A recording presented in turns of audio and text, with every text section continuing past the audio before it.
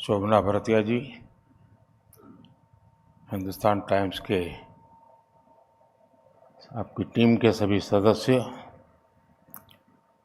यहाँ उपस्थित सभी गेस्ट, देवी और सज्जनों, सबसे पहले तो मैं आप सबकी क्षमा चाहता हूँ क्योंकि मैं चुनावी मैदान में था तो वहाँ से आते आते थोड़ी देर हो गई, लेकिन सीधा एयरपोर्ट से पहुँचा हूँ आपके बीच।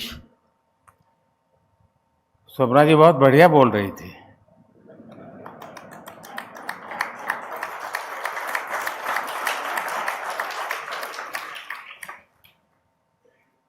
यानी मुद्दे अच्छे थे,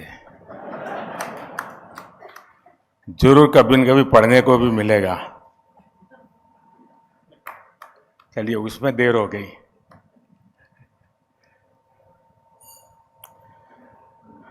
साथियों, आप सबको नमस्कार।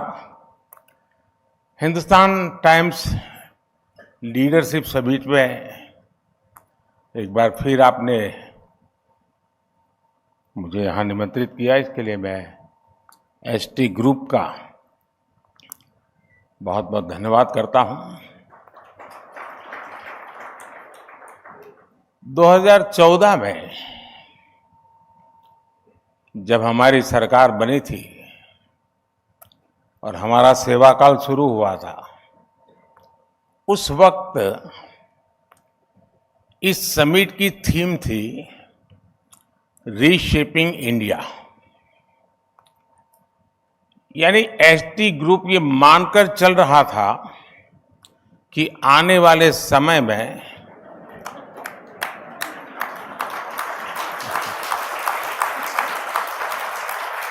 भारत में बहुत कुछ बदलेगा, रीशेप होगा। 2019 में जब हमारी सरकार पहले से भी ज्यादा बहुमत के साथ वापस आई तो उस समय आपने थीम रखी conversation for a better tomorrow.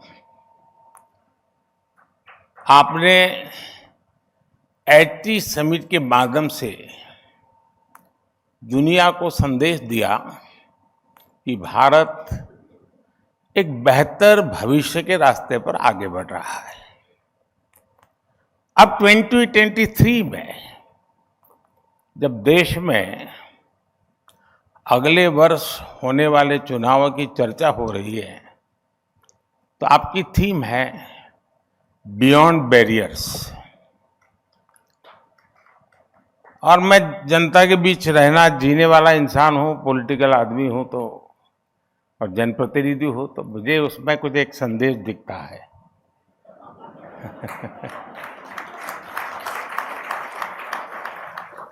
आमतौर पर ओपिनियन पोल चुनाव के कुछ हफ्ते पहले आते हैं और बताते हैं क्या होने वाला है, लेकिन आपने साफ संकेत दे दिया है कि देश की जनता इस बार सारे बैरियर्स तोड़कर हमारा समर्थन करने वाली है।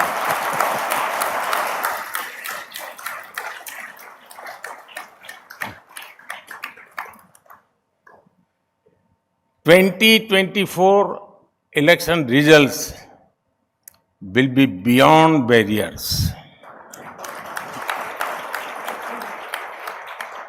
साथियों, रीशेपिंग इंडिया से बियॉन्ड बैरियर्स तक के भारत के इस सफर ने आने वाले उज्जवल भविष्य की नींव गढ़ दी है।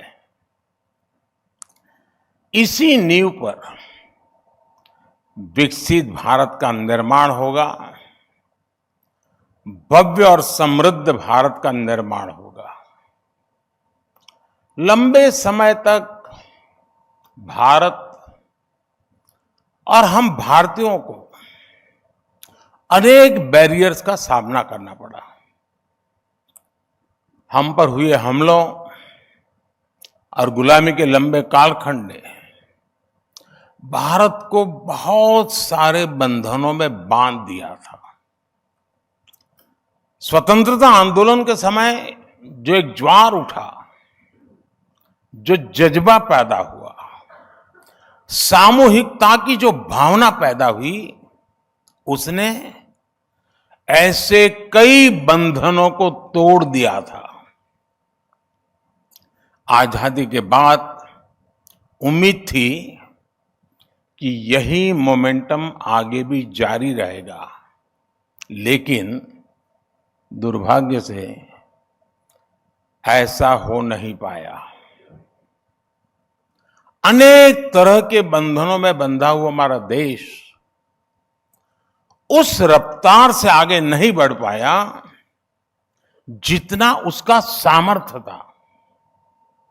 एक बहुत बड़ा बैरियर मानसिकता का था, मेंटल बैरियर्स। कुछ बैरियर्स रियल थे, असल में थे। कुछ बैरियर्स परसीव्ड थे, बनाए गए थे, और कुछ बैरियर्स एग्जेजरेटेड, बढ़ा चढ़ाकर हमारे सामने हौवे की तरह प्रस्तुत कर दिए गए थे। 2014 के बाद से ही भारत लगातार इन बंधनों को तोड़ने के लिए मेहनत कर रहा है। मुझे संतोष है कि हमने अनेक बाधाएं पार की हैं और अब हम बियॉन्ड बैरियर्स की बात कर रहे हैं। आज भारत हर बैरियर तोड़ते हुए चांद पर वहां पहुंचा है जहां कोई नहीं पहुंचा है।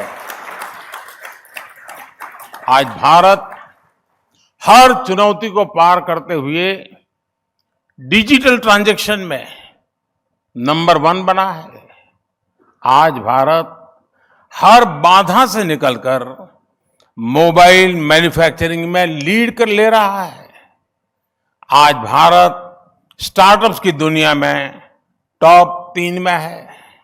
आज भारत दुनिया का सबसे बड़ा स्किल्ड पूल अपने आप बना रहा है। आज भारत G20 जैसे आयोजनों में अपना परचम लहरा रहा है। आज भारत अपने को हर बंधन से मुक्त करके आगे बढ़ रहा है। और आपने सुना ही होगा, सितारों के आगे जहां और भी है। भारत इतने पर ही रुकने वाला नहीं है। साथियों, जैसा मैं अभी कह रहा था, सबसे बड़ा बैरियर तो हमारे यहां माइंडसेट का ही था। मेंटल बैरियर्स थे। इसी माइंडसेट की वजह से हमें कैसी कैसी बातें सुनने को मिलती थी। इस देश का कुछ हो ही नहीं सकता, इस देश में कुछ बदल ही नहीं सकता, और अपने यहां सब ऐसे ही चलता है। अगर लेट आए तो भी कहते थे इंडियन टाइम, बड़े गर्व से कहते थे। करप्शन था, अरे उसका तो कुछ हो ही नहीं सकता है साहब, जीना सीख लो। कोई चीज सरकार ने बनाई है तो उसकी क्वालिटी खराब होगी ही होगी साहब, ये तो सरकारी है। कुछ घटनाएं ऐसी होती जो पूरे देश को मेंटल बैरियर तोड़कर बाहर आने के लिए प्रेरित करती है। गांधी जी ने दांडी यात्रा में उठाया तो एक चुटकी भर नमक था, लेकिन पूरा देश खड़ा हो गया।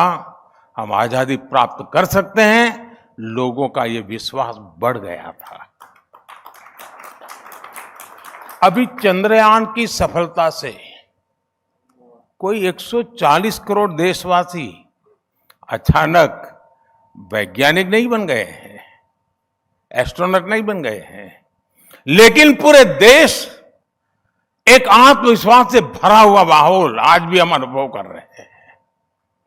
और क्या निकलता है, हम कर सकते हैं, हम हर सेक्टर में आगे जा सकते हैं। आज हर भारतीय बुलंद हौसले से भरा हुआ है। स्वच्छता का विषय याद होगा आपको। कुछ लोग कहते थे कि लाल किले से पीएम का स्वच्छता की बात करना, टॉयलेट की बात करना इस पद की गरिमा के खिलाफ है। सैनिटरी पैड ऐसा शब्द था जिसे लोग खासकर पुरुष